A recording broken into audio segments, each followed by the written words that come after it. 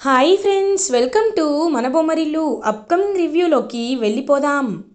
అపూర్వ పక్కా ప్లాన్తో చెర్రీని బయటికి రప్పించాలి అంటే మీరాని చంపేయాలి అనే ఒక wildest and the most cruel decision తీసుకుంటుంది. ఇంకా మీరా గొంతుని గట్టిగా నొక్కి చంపేస్తుంది అపూర్వ. మీరా చెర్రీ చనిపోయాడు అనే బాధని తట్టుకోలేక తనంతట తానే చనిపోయింది అన్నట్లు క్రియేట్ చేస్తుంది అపూర్వ.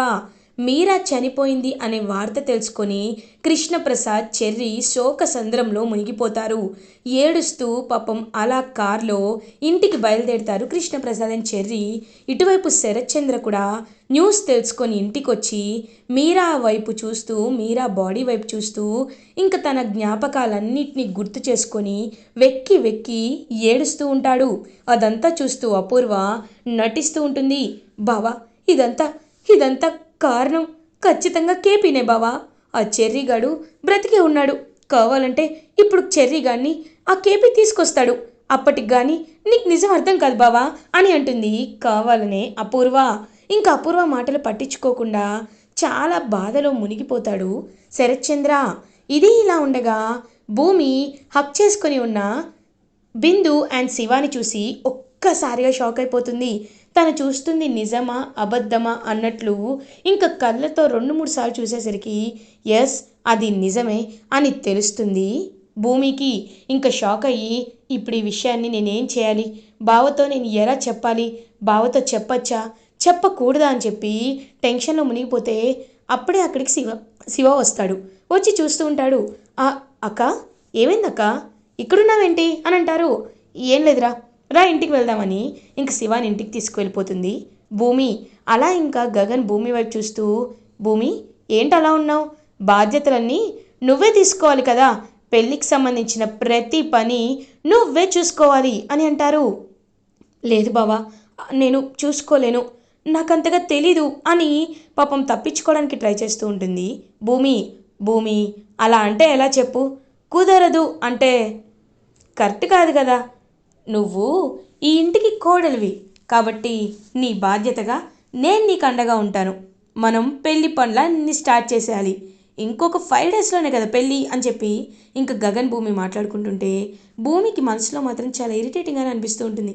అసలు శివ నిజంగా బిందుని ఎందుకు హక్ చేసుకున్నాడు, పూరిని కదా ప్రేమించాడు, బిందుని హక్ చేసుకోవడానికి కారణం ఏంటి అని ఆలోచనలో పడిపోతుంది భూమి. ఇది ఇలా ఉండగా కృష్ణప్రసాద్, చెర్రీ ఇంటికి రీచ్ అవుతారు. చెర్రీ అమ్మ అని కిందకి దిగిపోతుంటే, రే చెర్రీ వద్దురా వద్దు అని అంటారు కృష్ణప్రసాద్. నాన్న, ఎందుకు నాన్న, ఎందుకు నన్ను ఆపుతున్నావు అని అడుగుతారు. రేయ్, ఇప్పుడు మీ మావయ్య మీరా చనిపోయిందనే శోకచంద్రంలో మునిగిపోతారా. ఒకవేళ ఇప్పుడు నిన్ను చూస్తే నువ్వు బ్రతికే ఉండి నీ నాటకాల వల్లే మీరా నిండు ప్రాణం పోగొట్టుకుందని, నిన్ను బ్రతకనివ్వనని నిన్ను చంపేస్తాడ్రా. ఇప్పటికే మీరాని కోల్పోయిన ఇల్లు మళ్ళీ నిన్ను కూడా నిజంగా కోల్పోవడం నాకు ఇష్టం లేదురా అని అంటారు కృష్ణప్రసాద్. నాన్న, అలా కాదు నాన్న, అమ్మ అననేలోపు నువ్వు ఇంటి లోపలికి అడుగు పెడితే నా మీద ఒట్టే అని ఒట్టేయించుకుంటాడు కృష్ణప్రసాద్. అయ్యో నాన్న అని అంటారు. నువ్వు సైలెంట్గా ఉండరా, వద్దు ఇక్కడే ఉండు అని ఇంకా అలా చెర్రీని దాచిపెట్టి లోపలికి వస్తారు కృష్ణప్రసాద్. ఇంకా అలా మీరా వైపు చూస్తూ మీరా తనతో ప్రేమగా ఉన్న మెమోరీస్ అన్నిటినీ గుర్తు చేసుకుంటూ ఉంటారు కృష్ణప్రసాద్.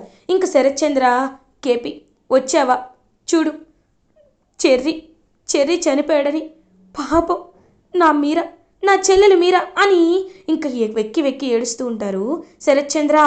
అయినా మీరా ఎలా చనిపోయింది, మీరా ఎందుకు చనిపోతుంది, తను నన్ను విడిచి ఎక్కడికి పోదు పోదు అని ఏడుస్తూ ఉంటాడనమాట పాపం కృష్ణప్రసాద్.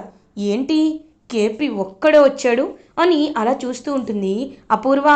ఇంక వెంటనే గోరింటాకు, ఏంటబ్బాయి నువ్వు ఒక్కడివే వచ్చావేంటి, నీ కొడుకు ఎక్కడా అని అడుగుతారు. వెంటనే కోపంగా చూస్తూ ఉంటాడనమాట కృష్ణప్రసాద్ అపూర్వ వైపు. ఇంక అపూర్వ, ఏంటి కేపీ నా వైపు ఎందుకు అలా చూస్తున్నావు అని అడుగుతారు. వెంటనే కృష్ణప్రసాద్ అపూర్వ దగ్గరికి వస్తారు. ఎలా చనిపోయింది, మీరా ఎలా చనిపోయింది అని గట్టిగా అడుగుతాడు. ఎలా అంటే చెప్పాను కదా, పాపం ఆత్మహత్య చేసుకుంది అని అంటుంది. అబద్ధం, పచ్చి అబద్ధం. ఎలా అయితే శోభ చెల్లెమని చంపేశావు, ఎలా అయితే నా చెర్రీని కూడా చంపేశావు, ఇప్పుడు మీరాని కూడా అలాగే చంపేశావు కదా నువ్వు రాక్షసి అని అపూర్వ గొంతు పట్టుకుంటారు కృష్ణప్రసాద్. ఒక్కసారిగా అపూర్వకి ఊపిరి ఆడకుండా పోతుంది. శరత్ చంద్ర, కేపీ కేపీ నువ్వు అపూర్వం తప్పు పడుతున్నావు, మీరత్తనే చనిపోయింది అని అంటాడు. ఎలా బావగారు, ఎలా? మీరా ఒకవేళ ఎలా చనిపోయింది? పోనీ తనేమైనా హ్యాంగ్ చేసుకుందా? లేదు, అలాంటి గుర్తులేమీ లేవు. అలా అలా ఊపిరాగిపోయి చనిపోవడానికి తనకి ఎలాంటి హెల్త్ ఇష్యూస్ కూడా లేవు. కనీసం పాయిజన్ తీసుకుందా అంటే పక్కన పాయిజన్ బాటిల్ కూడా లేదు. పోనీ ఏదైనా తీసుకుందా అంటే చుట్టుపక్కల రక్తం చుక్క కూడా లేదు. అంటే దాని అర్థం ఏంటి? కావాలని ఏదో జరిగింది కదా అని అంటారు కేపీ. ఒక్కసారిగా శరత్చంద్ర ఆలోచనలో పడతారు. నిజమే, ఎలాంటి గుర్తులు లేవంటే చెర్రీ చెప్పినట్టే నా మీరాని కూడా చంపేశావా అని అడుగుతారు శరత్చంద్ర అపూర్వాని. బావా లేదు బావా అంటే అని అనేలోపు, బావగారు ఎందుకు ఆలోచిస్తున్నారు? ఖచ్చితంగా మీరాని ఈ రాక్షసే పైకి పంపించింది.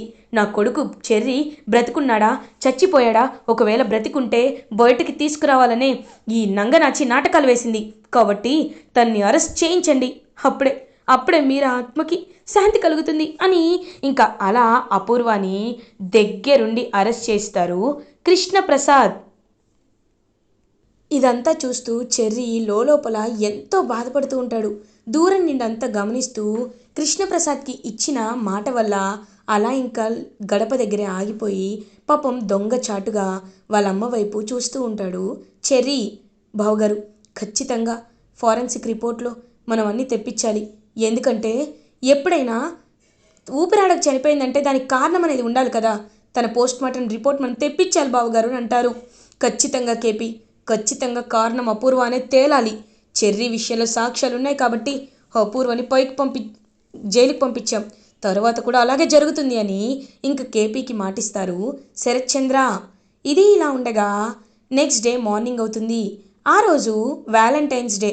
భూమి అండ్ గగన్ ఇద్దరు ఇంకా అలా హాల్లోకి నడుచుకుంటూ వస్తుంటే అప్పుడే కరెక్ట్గా ఒక కొరియర్ అనేది వస్తుంది. ఏంటిది అని అడుగుతారు. తెలీదు సార్ అని చెప్పి కొరియర్ బాయ్ అక్కడి నుండి వెళ్ళిపోతారు.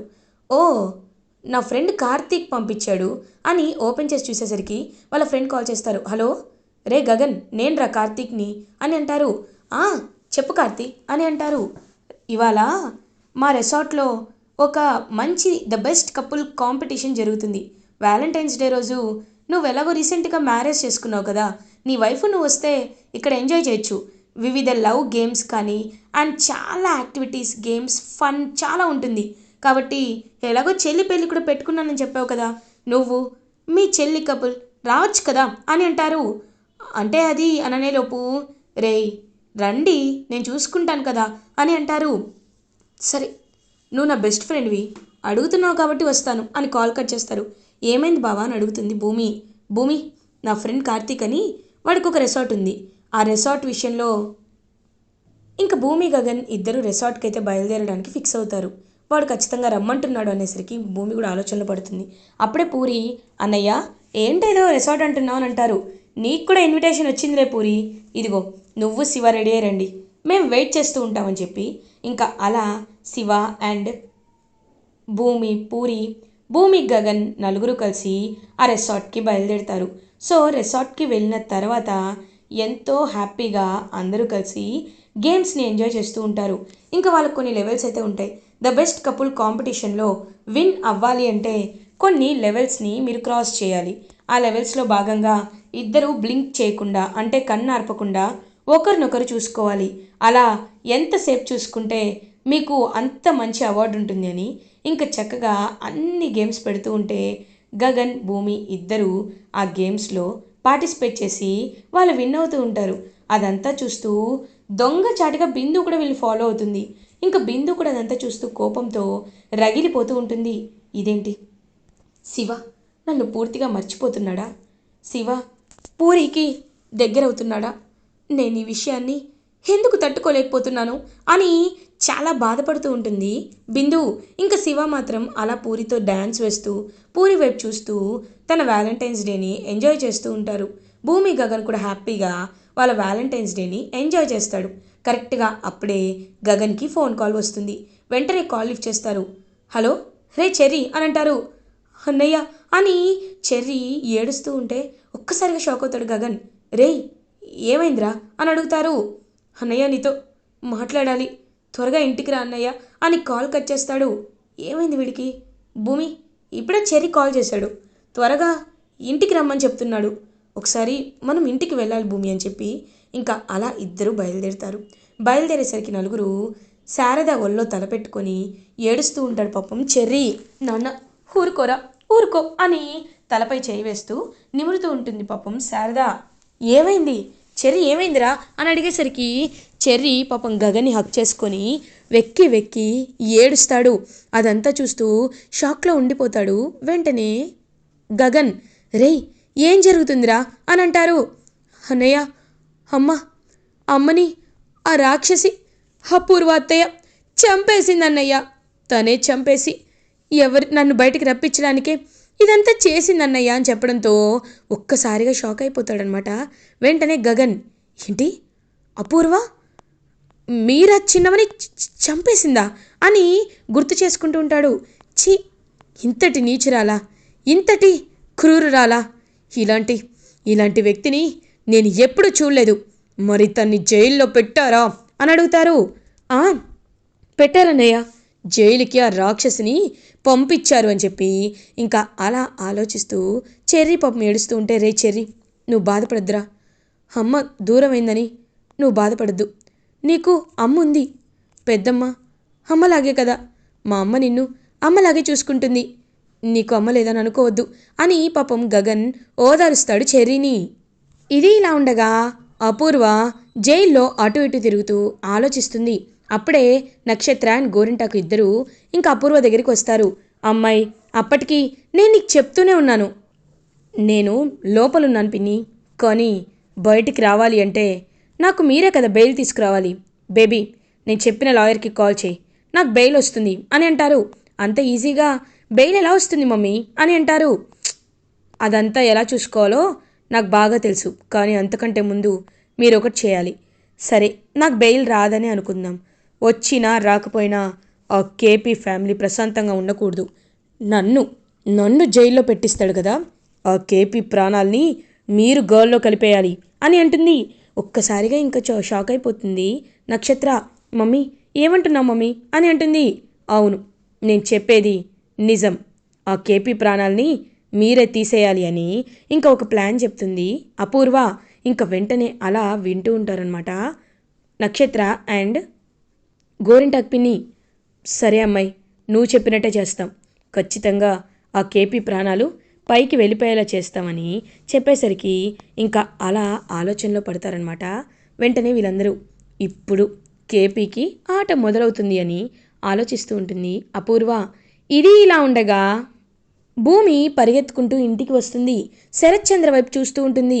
శరత్చంద్ర మీరాని కోల్పోయిన బాధలో చాలా బాధపడుతూ ఉంటే భూమి శరత్చంద్ర దగ్గరికి వచ్చి నాన్న అని పిలుస్తుంది. ఇంకా శరత్చంద్ర ఏమీ మాట్లాడకుండా సైలెంట్గా ఉంటారు. నాన్న ఇప్పుడు మీ పరిస్థితి ఎలా ఉంటుందో నేను అర్థం చేసుకోగలను, చిన్నప్పటి నుండి నేను ఇక్కడ పెరగకపోయినా అమ్మ తర్వాత మీకు అన్నీ అపూర్వ మీరా అత్తయ్య అనుకున్నారు, మీరా అత్తయ్యని మీరు చెల్లెల్లా కాదు ఒక కూతుర్లా చూసుకున్నారు. అలాంటి మీరా అత్తయ్య దూరం అయితే మీరు ఎంత బాధపడతారో నేను అర్థం చేసుకోగలను, ఆలోచించగలను నాన్న, కానీ మీరేమీ అనుకోకండి, మీకు నేనున్నాను, నేను మిమ్మల్ని చూసుకుంటాను అని ఇంకా అలా చాలా ప్రేమగా శరత్చంద్ర వైపు చూస్తూ మీరేమీ భోజనం చేయలేదని తెలుసుకున్నాను, కనీసం ఈ జ్యూస్ అయినా తాగండి నాన్న అని ఇంకా జ్యూస్ని ఇస్తూ ఉంటుందన్నమాట పాపం భూమి చూపిస్తున్న కల్మషం లేని ప్రేమని చూసి తనలో తానే సిగ్గుపడుతూ భూమిని నేను ఇంతలా అపార్థం చేసుకున్నానా, అపూర్వ అంత రాక్షసి, అపూర్వాన్ని నేను అర్థం చేసుకుని భూమిని నేను పక్కకి నెట్టేశాను, భూమి విషయంలో నేను క్షమించరాని తప్పు చేశాను అని చాలా బాధపడుతూ లేదు భూమి నీ కాలు పట్టుకున్నా తప్పే లేదమ్మా, నీ విషయంలో నేను చాలా పెద్ద తప్పు చేశాను భూమి, చాలా పెద్ద తప్పు చేశానని శరశ్చంద్ర పశ్చాత్తాపంతో కుమిలిపోతూ ఉంటాడు. పాపం భూమి నాన్న మీరు మా నాన్న కల్మషం లేని ప్రేమని అందించాల్సిన మీరే ఆ అపూర్వ వల్ల అలా అయ్యారు, ఇప్పుడు మీకంతా తెలిసింది కదా, కాబట్టి ఇకపై మనం ఏమీ అడ్డు లేకుండా ప్యూర్గా ఉందామని ఇంకా అలా భూమిని తన కూతురుగా యాక్సెప్ట్ చేసి భూమి కాలు పట్టుకొని క్షమించమని అడుగుతారు శరత్చంద్ర. భూమి శరత్చంద్రని హ్యాపీగా చూసుకుంటుంది. ఇలా ఎపిసోడ్ ఎండ్ అవుతుంది. ఫర్దర్ ఎపిసోడ్ రివ్యూస్ ముందుగా మీకు కావాలి అనుకుంటే మా ఛానల్ని సబ్స్క్రైబ్ చేసుకోండి. Thanks for watching.